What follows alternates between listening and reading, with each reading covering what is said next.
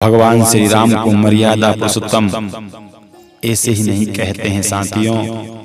भगवान स्वयं नारायण के अवतार प्रभु श्री राम इस मृत्यु लोक पर दुख और सुख सब कुछ भोगने आए थे। मानव जाति का कल्याण, धर्म की स्थापना, पापियों का सर्वनाश करने के लिए ही नारायण के अवतार होते रहते हैं। मर्यादा पुरुषोत्तम का उपदेश क्या है? मर्यादा पुरुषोत्तम उसे कहा जाता है मेरे प्रिय साथियों। उदाहरण के तौर पर एक सागर है। सागर कभी उफान नहीं आता है, उसे क्रोध नहीं आता है।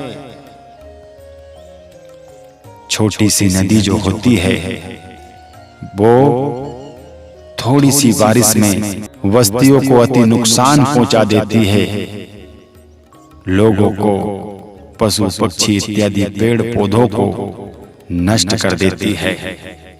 और वो सागर है जिसमें हजारों नदियां समा जाती है और वो सबको संभाल कर बिल्कुल इत्मीनान से अपनी मर्यादा में रहकर उफान नहीं आता है, क्रोधित नहीं होता है।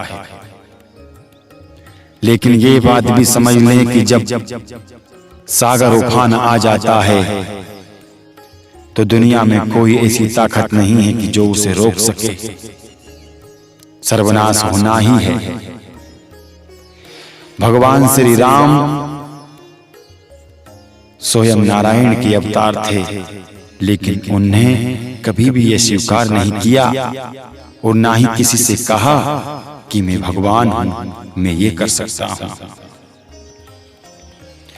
गुरुओं के आगे, माता पिताओं के आगे, शिष्यों के आगे, मित्र के आगे परमात्मा झुकते रहे।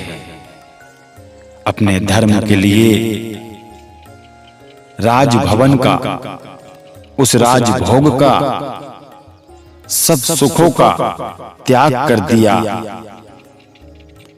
कोई किसी भी जाति से हो, सबका सम्मान किया, नारी का सम्मान किया। वरना अहंकारी जो लोग होते हैं, एक तुच्छ होते हैं, थोड़ा सा कुछ पाकर अपने आप को बहुत बड़ा समझते हैं। जिसके पास देश का राज है, समाज का राज है, घर का राज है और वो अपनी मर्यादा में रहा, सबको एक तराजू से तोला और बराबर तोला, उसे ही मर्यादा कहते हैं। कि अज्ञानियों के सामने ज्ञानी बनना, पराई स्त्री पर अत्याचार करना, निसहाय स्त्री पर वार करना, अपनी शक्ति का, अपने धन का, अपने राज्य का या फिर अपने बल का अभिमान करना, ये मर्यादा नहीं है।